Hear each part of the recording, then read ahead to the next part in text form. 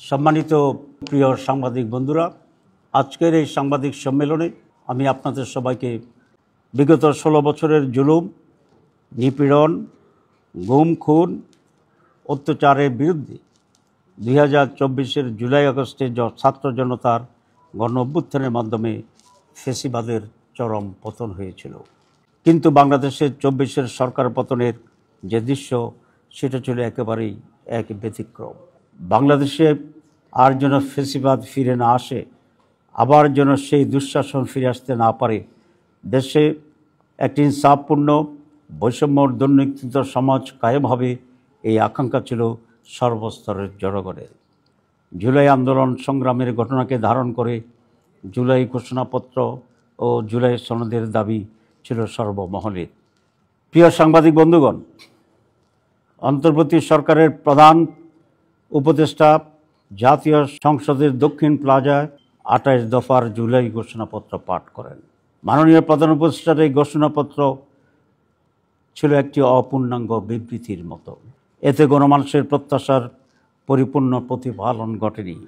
ঘোষণাপত্রে দীর্ঘ লড়াই সংগ্রামের কথা বলা হলেও 1947 সালের আজাদিকে উপেক্ষা করা হয়েছে। এতে ফিলকানা হত্যাকাণ্ড, শাপলা হত্যাকাণ্ড, 28 অক্টোবরের হত্যাকাণ্ডের উল্লেখ নেই। জুলাই গণ অভ্যুত্থানের আলেম ওলামা, মাদ্রাসা শিক্ষক ও ছাত্র, প্রবাসী ও অনলাইন অ্যাক্টিভিস্টদের ভূমিকার কথা উল্লেখ নেই, যা ইতিহাসের প্রতি অবিচার ও অবহেলা ছাড়া আর কিছু নয়। জুলাই অভ্যুত্থানের টার্নিং পয়েন্ট ছিল 9 দফা, যা পরবর্তীতে 1 দফায় রূপান্তরিত হয়েছিল। সেই বিষয়টিও ঘোষণাপত্রে এড়িয়ে যাওয়া হয়েছে।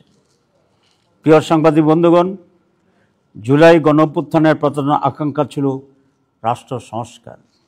এই জন্য 6টি কমিশন গঠন এবং জাতীয় ঐক্যমত্য কমিশনের সাথে 2 পর্বের 2 মাসের অধিককাল যে কার্যক্রম পরিচালিত হয়েছে এবং 19টি বিষয়ে মৌলিকভাবে ঐক্যমত্যের মাধ্যমে জুলাই সনদ প্রণয়নের সিদ্ধান্ত হয়েছে। অথচ প্রধান উপদেষ্টা কর্তৃক গঠিত জুলাই ঘোষণাপত্রে তার কোনো উল্লেখ নেই। ঘোষণা কখন কিভাবে কার্যকর হবে তা উল্লেখ না করে ঘোষণাকে কিছুটা হলেও গুরুত্বহীন করে ফেলা হয়েছে। পরবর্তী সরকারের হাতে বাস্তবায়নের দায়িত্ব দেওয়ায় হাজার হাজার মানুষের আত্মত্যাগ, রক্তের বিনিময়ে অর্জিত জুলাই চেতনা ও আশাকাঙ্ক্ষা ভুলুণ্ঠিত হয়েছে।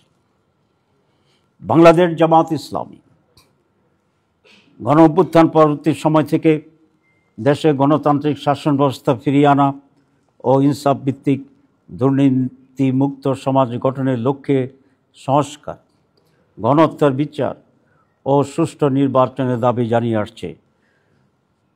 সরকারের প্রধান উপদেষ্টাগত নির্বাচনের যে টাইমলাইন ছিল, জামাত শর্ত সাপেক্ষে এটাকে সমর্থন দিয়ে আসছে শুরু থেকেই।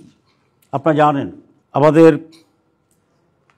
মাননীয় আমির জামাত অনেক আগ থেকেই নির্বাচন সম্পর্কে জামাতের স্ট্যান্ড পরিষ্কার করে বলেছে। বিশেষ করে 16 এপ্রিল 2025 সালে তিনি স্পষ্টভাবে সাংবাদিকদের সামনে ঘোষণা দিয়েছিলেন, এই নির্বাচন রোজার আগে ফেব্রুয়ারি মাসে হতে পারলেই সবচেয়ে উত্তম হবে।